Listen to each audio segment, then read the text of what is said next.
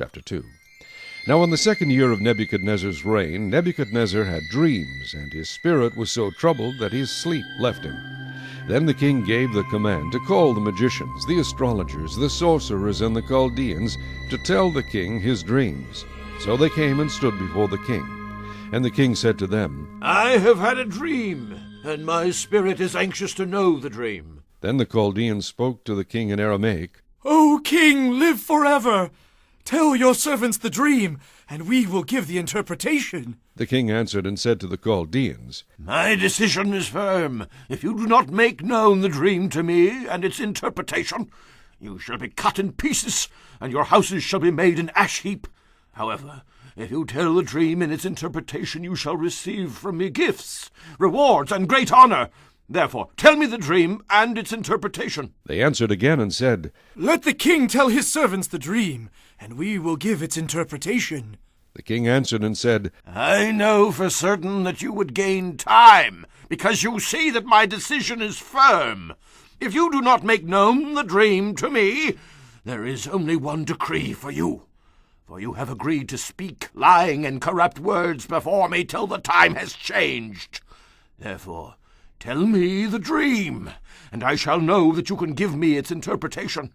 The Chaldeans answered the king and said, There is not a man on earth who can tell the king's matter.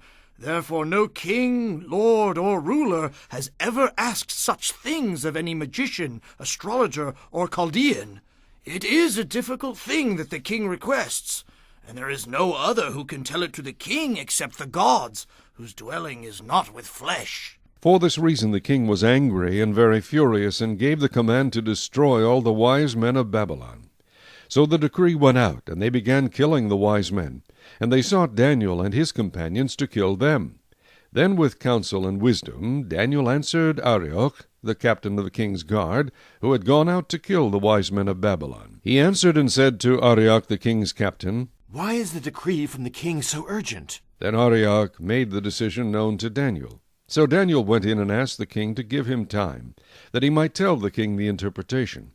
Then Daniel went to his house and made the decision known to Hananiah, Mishael, and Azariah, his companions, that they might seek mercies from the God of heaven concerning this secret, so that Daniel and his companions might not perish with the rest of the wise men of Babylon.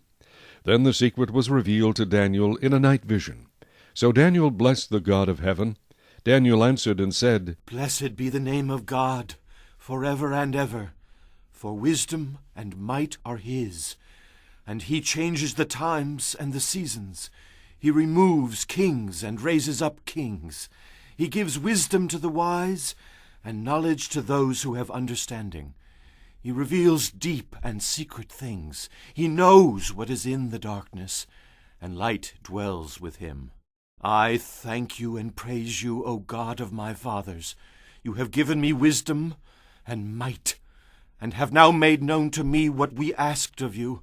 For you have made known to us the king's demand. Therefore Daniel went to Arioch, whom the king had appointed to destroy the wise men of Babylon. He went and said thus to him, Do not destroy the wise men of Babylon.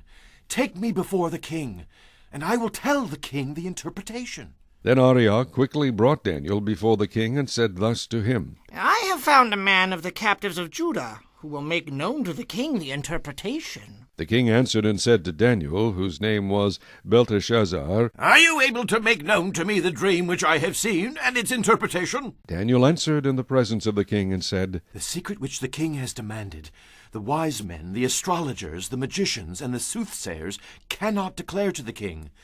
But there is a God in heaven who reveals secrets, and he has made known to King Nebuchadnezzar what will be in the latter days.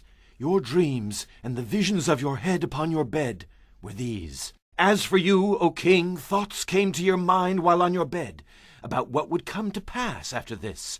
And he who reveals secrets has made known to you what will be. But as for me, this secret has not been revealed to me, because I have more wisdom than anyone living. But for our sakes who make known the interpretation to the king, and that you may know the thoughts of your heart.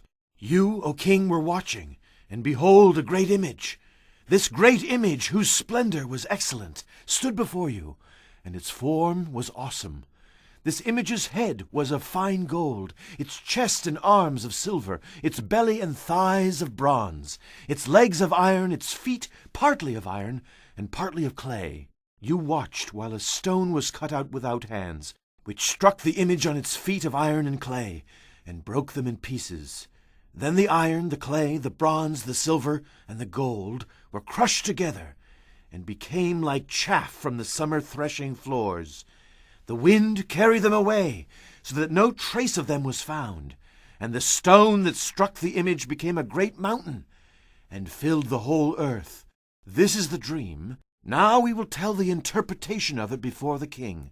You, O king, are a king of kings, for the God of heaven has given you a kingdom, power, strength, and glory. And wherever the children of men dwell, or the beasts of the field and the birds of the heaven, he has given them into your hand, and has made you ruler over them all. You are this head of gold. But after you shall arise another kingdom, inferior to yours, then another, a third kingdom of bronze, which shall rule over all the earth. And the fourth kingdom shall be as strong as iron, inasmuch as iron breaks in pieces and shatters everything. And like iron that crushes, that kingdom will break in pieces and crush all the others. Whereas you saw the feet and toes, partly of potter's clay and partly of iron, the kingdom shall be divided, yet the strength of the iron shall be in it, just as you saw the iron mixed with ceramic clay. And as the toes of the feet were partly of iron and partly of clay, so the kingdom shall be partly strong and partly fragile. As you saw iron mixed with ceramic clay, they will mingle with the seed of men, but they will not adhere to one another, just as iron does not mix with clay. And in the days of these kings, the God of heaven will set up a kingdom which shall never be destroyed, and the kingdom shall not be left to other people.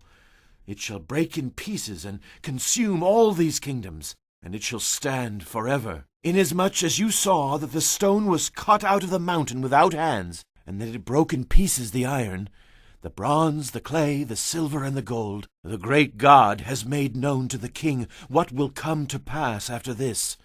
The dream is certain, and its interpretation is sure. Then King Nebuchadnezzar fell on his face, prostrate before Daniel, and commanded that they should present an offering and incense to him. The king answered Daniel and said, Truly your God is the God of gods, the Lord of kings, and a revealer of secrets, since you could reveal this secret. Then the king promoted Daniel and gave him many great gifts. And he made him ruler over the whole province of Babylon, and chief administrator over all the wise men of Babylon. Also Daniel petitioned the king, and he set Shadrach, Meshach, and Abednego over the affairs of the province of Babylon, but Daniel sat in the gate of the king.